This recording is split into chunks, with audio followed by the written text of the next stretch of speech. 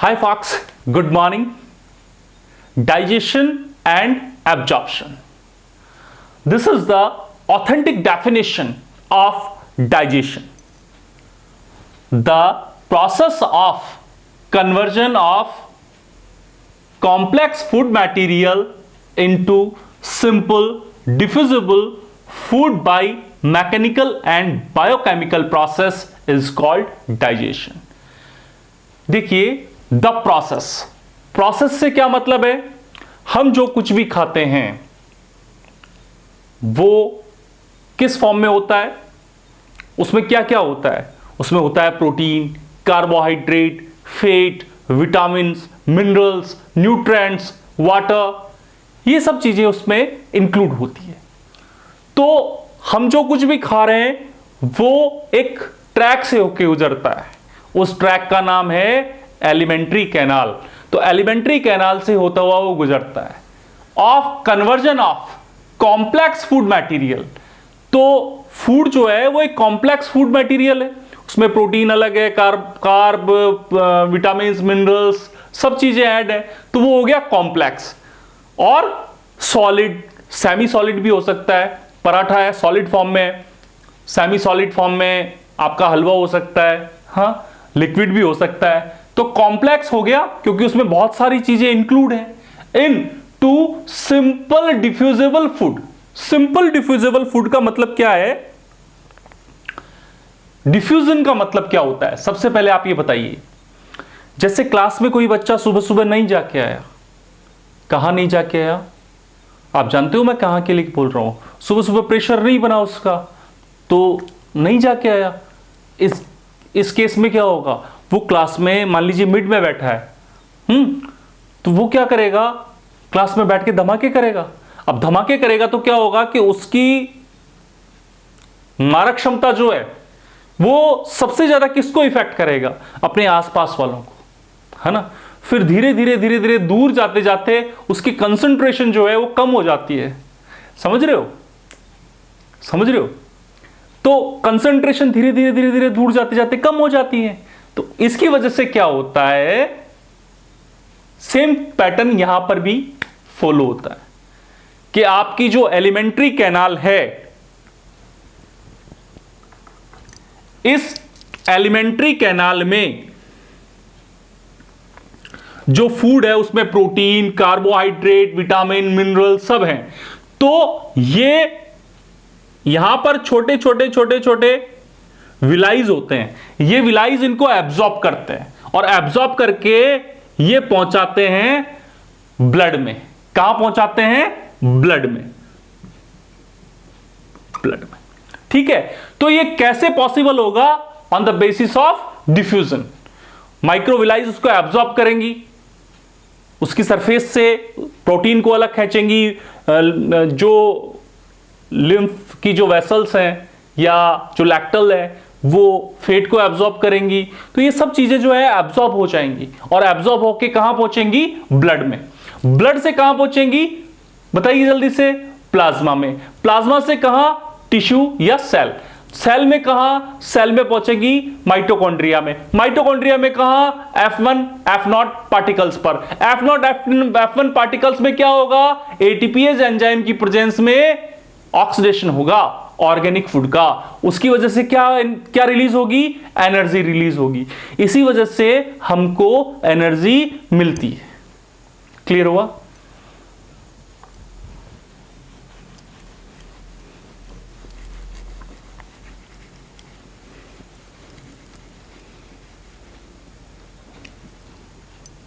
आप देखिए, simple diffusible food by mechanical. Mechanical का मतलब क्या होता है, हमारे जो टीथ होते हैं वो किसी भी चीज को आराम से चबाते हैं, चोइंग, चबाते हैं ना। तो ये मैकेनिकल प्रोसेस हुआ नहीं हुआ, गुड। एंड बायोकेमिकल प्रोसेस का मतलब क्या होता है कि बहुत सारे केमिकल्स आकर फूड पर आकर गिरते हैं। कैसे, आप रोटी खाते हैं तो रोटी के साथ आप मीठा मत लीजिए, वेजिटेबल्स मत लीजिए, कुछ भी मत लीजिए, एक ऐसा सिंपल घास लेके आप उसको चबाइए, ठीक है, एक बाइट उसको चबाइए, आप बहुत देर तक चबाइए, ऑटोमेटिक उसका टेस्ट कैसा होगा, मीठा होने लग जाएगा। क्यों?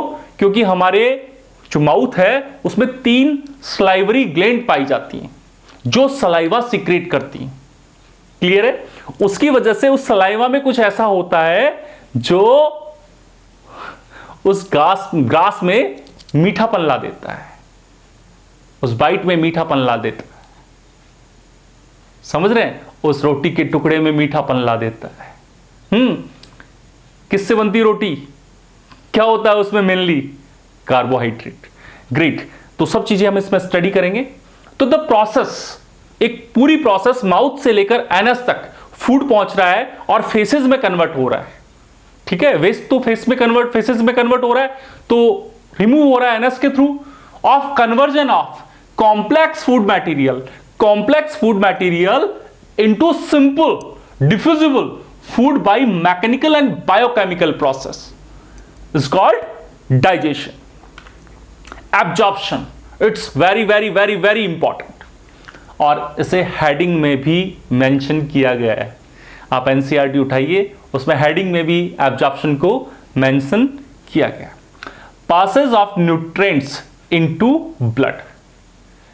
भाई आपकी सबसे ज्यादा एब्जॉर्प्शन कहां होगा? स्मॉल इंटेस्टाइन में। स्मॉल इंटेस्टाइन में भी कहां होगा? जेजोनम में, है ना। मैं बताऊंगा आपको एक एक चीज। तो वहां पर माइक्रोविलाइज होंगी, वो एब्जॉर्प्शन का काम करेंगी, और ये जो न्यूट्रिएंट्स हैं, ये जो ऑर्गेनिक कंपाउंड है, ये प्रोटीन, फैट, विटामिन, मिनरल्स, ये सब जो है एब्जॉर्ब होंगे, और ये एब्जॉर्ब होके कहां पहुंचेंगे? ब्लड में पहुंचेंगे। तो ब्लड जो है एज अ कैरियर या वेक्टर की फॉर्म में भी वर्क करता है, ट्रांसपोर्टेशन का काम करता है। किसी चीज को एक जगह से दूसरी जगह ले जाने का काम भी कौन करेगा? ब्लड करेगा। Metabolism, it's very important term. Production of cellular energy. Cell के अंदर ये पहुंचे, न्यूट्रिएंट्स पहुंचे, देन या ऑर्गेनिक कंपाउंड पहुंचे, या ऑर्गेनिक फूड पहुंचा, माइटोकॉन्ड्रिया, उस वहां पर क्रिस्टी है, F0 F1 particles, ATPase enzyme की प्रेजेंस में एटीपी का फॉर्मेशन होगा, 38 एटीपी का फॉर्मेशन होगा। ठीक है, तो ये प्रोसेस कहलाएगी मेटाबॉलिज्म। तो प्रोडक्शन ऑफ सेल्यूलर एनर्जी, और सेल्यूलर एनर्जी हमेशा किस फॉर्म में होती है? ATP, adenosine triphosphate. हमारी जो एलिमेंट्री कैनाल है वो एक ट्यूब जैसी स्ट्रक्चर होती है। यस, बिल्कुल एक ट्यूब जैसी। आपने साइकिल की ट्यूब देखी होगी, आजकल तो ट्यूबलेस टायर चल रहे हैं ना, तो ट्यूबलेस टायरों की वजह से आपको लगता पता नहीं होगा। हाँ, पता है? Very good. साइकिल की ट्यूब होती है, आप उसको एक छोर से काट दीजिए। कट किया आपने, कैसी होगी? बिल्कुल स्ट्रेट होगी, बिल्कुल लंबी होगी वो। तो हमारी जो एलिमेंट्री कैनाल है वो भी बिल्कुल ऐसी ही होती है, बिल्कुल एक ट्यूब जैसी स्ट्रक्चर होती है। स्टार्टिंग होती है माउथ से, एंडिंग होती है एनस पे। इसमें आप यहां देखिए, ये माउथ के पीछे यहां आ जाइए। इसे हम पूरा, इसको जो अंदर वाली जो पोर्शन है इसको कहते हैं ओरल कैविटी। ठीक है, ये नजल पासेज है, नजल पासेज। इन नजल पासेज के पीछे वाला जो जोन है ये कहलाता है नेजोफेरिंग्स, और मुंह से या माउथ से जाने वाला ये जो एरिया है ये कहलाता है ओरोफेरिंग्स। और नेजोफेरिंग्स प्लस ओरोफेरिंग्स दोनों मिलकर फेरिंग्स का फॉर्मेशन करते हैं। उसके बाद आ जाओ इसोफेगस। इसोफेगस के बाद हम बात करते हैं किसकी? स्टोमक की। स्टोमक के बाद में स्मॉल इंटेस्टाइन, स्मॉल इंटेस्टाइन के बाद में लार्ज इंटेस्टाइन, और लार्ज इंटेस्टाइन के बाद में आपकी एनस। क्लियर है? डाइजेस्टिव सिस्टम को दो पार्ट में डिवाइड किया गया है, एलिमेंट्री कैनाल और डाइजेस्टिव ग्लैंड्स। कौन कौन सी में? एलिमेंट्री कैनाल और डाइजेस्टिव ग्लैंड। डाइजेस्टिव ग्लैंड जो है वो कितनी होती हैं? 3। Pancreas, liver and salivary glands. बोलो जल्दी से, pancreas, liver and salivary gland. अब भैया ये याद नहीं होता सर, हमें याद नहीं होता, तो रवि सर है इसीलिए, आपको याद नहीं होता तो हम किस लिए हैं फिर? देखिए इधर ध्यान से, पैनक्रियाज P, इसका L ले लो और इसका S ले लो।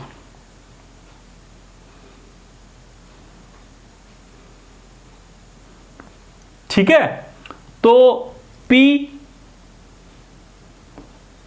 इसका L और इसका S, मैं ये लिख दूं, कोई प्रॉब्लम? PLS। आप इसे प्लस भी कह सकते हैं, ठीक है, आप इसे क्या कह सकते हैं? प्लस भी कह सकते हैं। तो प्लस वर्ड से आपको याद हो गया, P से पैनक्रियाज, L से लिवर और S से स्लाइवरी ग्लैंड। समझ में आया? 100% याद हो जाएगा आपको।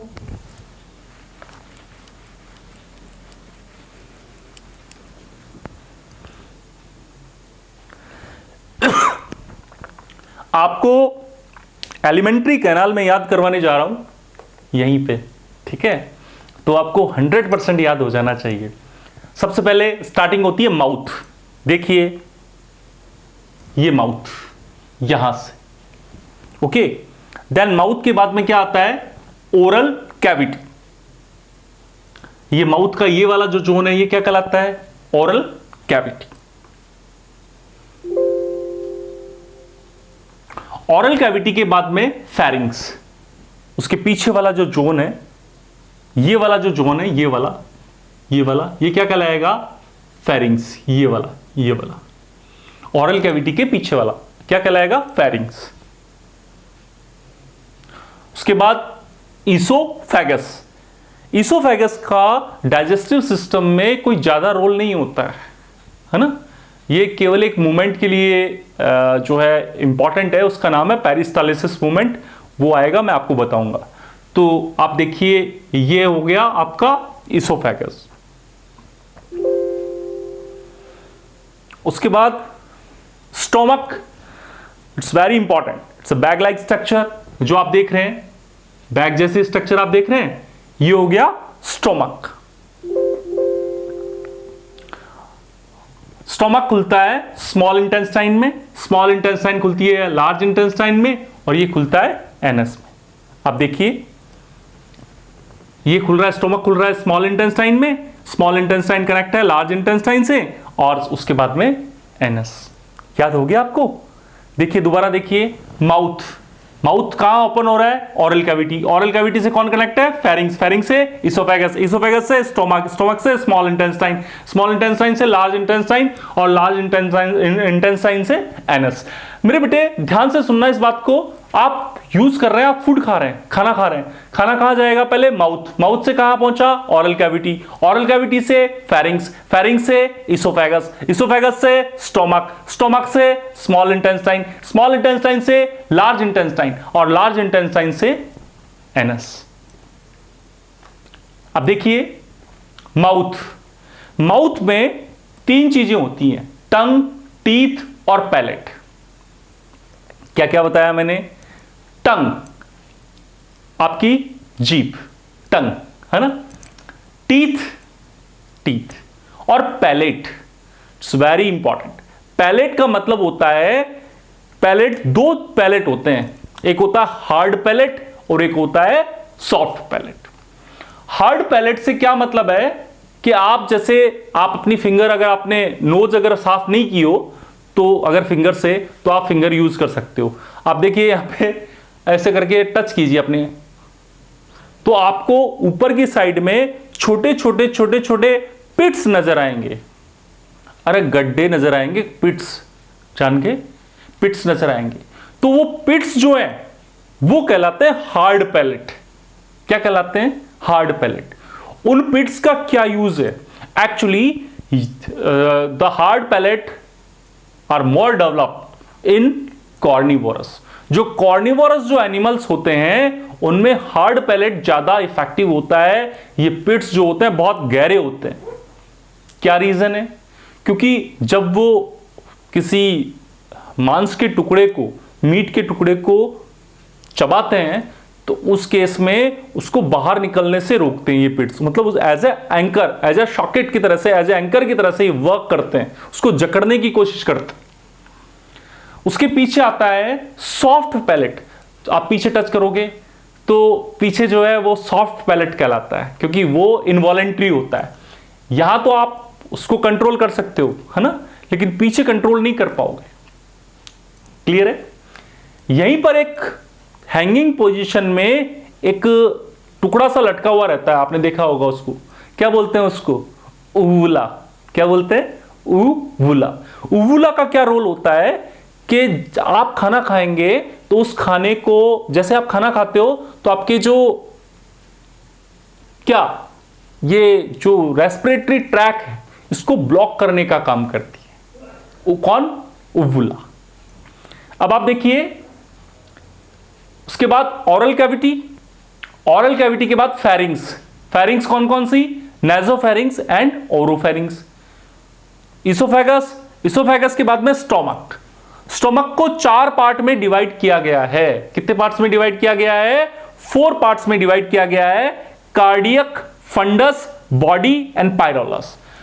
पायरोलस को पायरोलिक भी कहा जाता है। पायरोलस को पायरोलिक भी कहा जाता है। ओके, एक्चुअली पायरोलिक के बारे में एक बात बतानी आपको बहुत जरूरी समझ रहा हूं कि अभी बता दूं, बेटर रहेगा। 2005 में एक साइंटिस्ट हुए, उनका नाम है वॉरेन। उनको नोबेल प्राइज मिला 2005 में। किस बात के लिए? कि जो स्टोमक का जो पार्ट है, पायरोलिक पार्ट, वहां पर एक बैक्टीरिया पाया जाता है। उस बैक्टीरिया का नाम है हेलिकोबैक्टर पायरोली। अरे हेलीकॉप्टर नहीं, हेलिकोबैक्टर पायरोली। ठीक है, तो वो हेलिकोबैक्टर पायरोली जो है वो क्या करता था कि यह पायरोलिक रीजन में म्यूकस जो है उस म्यूकस को हटा देता था। तो उसकी वजह से क्या होता है कि म्यूकस हट गया तो जो स्टोमक से निकलने वाला HCl है वो उस पर वर्क करता था।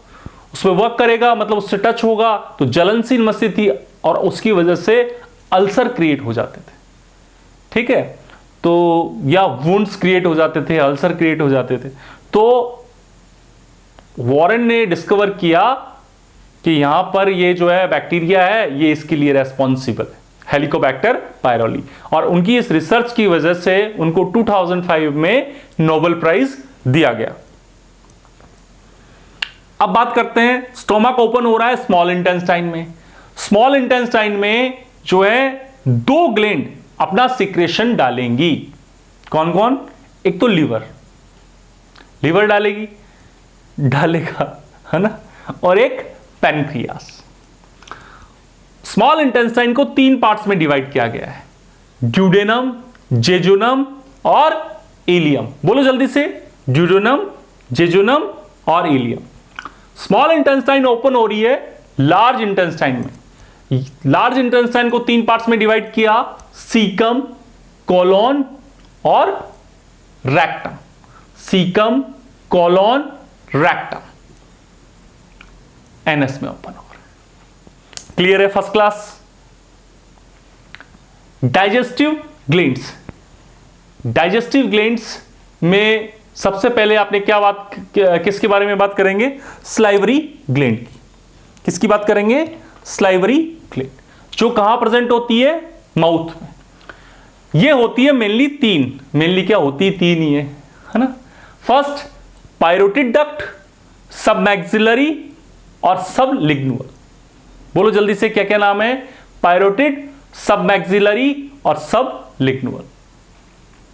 सर ये तो अच्छा है, आपने नाम तो बता दिया, नाम तो कोई भी बता देगा। सर हम याद कैसे करें? बोलो एक बार, बोलो इसको याद कैसे करें, इसको मेमोराइज कैसे करें?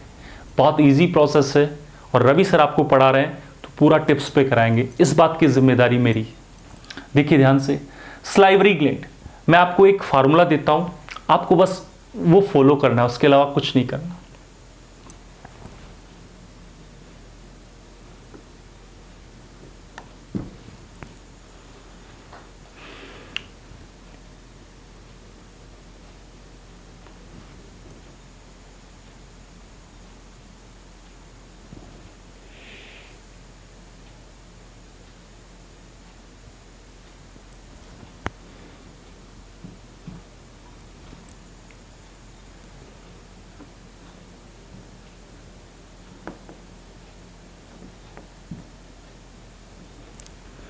एक्चुअली क्या हुआ कि एक बार एक हस्बैंड और वाइफ दोनों अपने ससुराल पहुंच गए, है ना।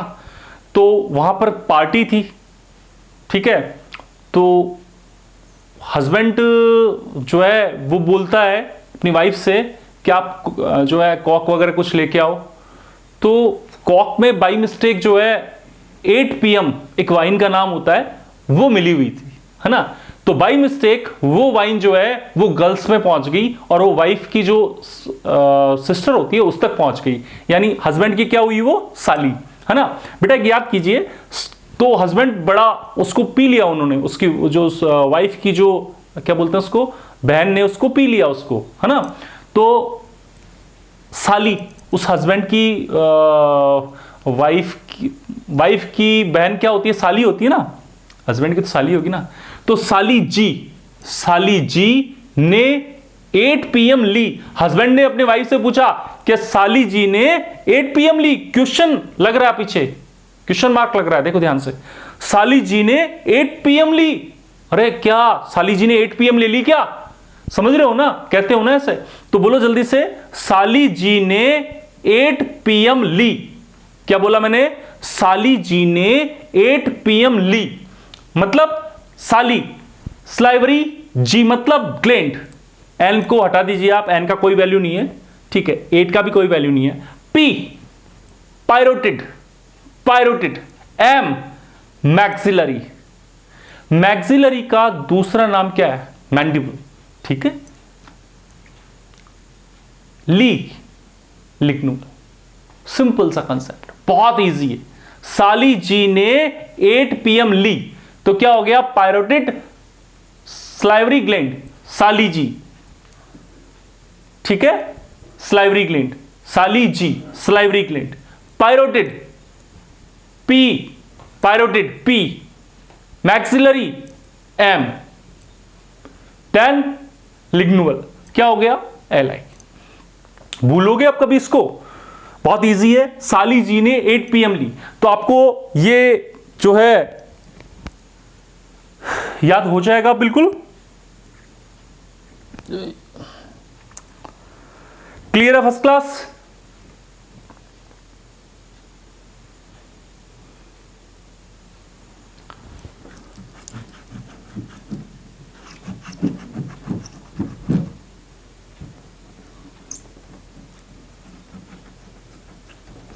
वो डस्टर नीचे गिर गया और मैं, वो एक आता ना साउथ का हीरो, मैं झुकेगा नहीं साला, हाँ। अब आप देखिए ध्यान से, ये माउथ के बाद में ये क्या हो गया, ओरल कैविटी। ओरल कैविटी के बाद में यहां 3 ग्लैंड आपको नजर आ रही हैं। एक ये ग्लैंड, ये देखिए यहां पे कान के जस्ट नीचे कौन है, स्लाइवरी ग्लैंड। इसका नाम क्या है, पायरोटिड डक्ट। क्या नाम है, पायरोटिड डक्ट। एनसीईआरटी की बुक में लिखा हुआ है कि पायरोटिड डक्ट जो है वो प्रेजेंट होती है चिक्स पे, लेकिन मैं 100% गारंटी के साथ ये बोल रहा हूं कि पायरोटिड डक्ट कभी भी चिक्स पे प्रेजेंट नहीं होती है, ये होती है जस्ट बिलो द ईयर, यहां प्रेजेंट होगी, just below the ear. Clear है, पायरोटिड डक्ट कहां प्रेजेंट है, just below the ear. Then आप देखिए दूसरी जो ग्लैंड है वो है सब मैक्सिलरी, और तीसरी जो है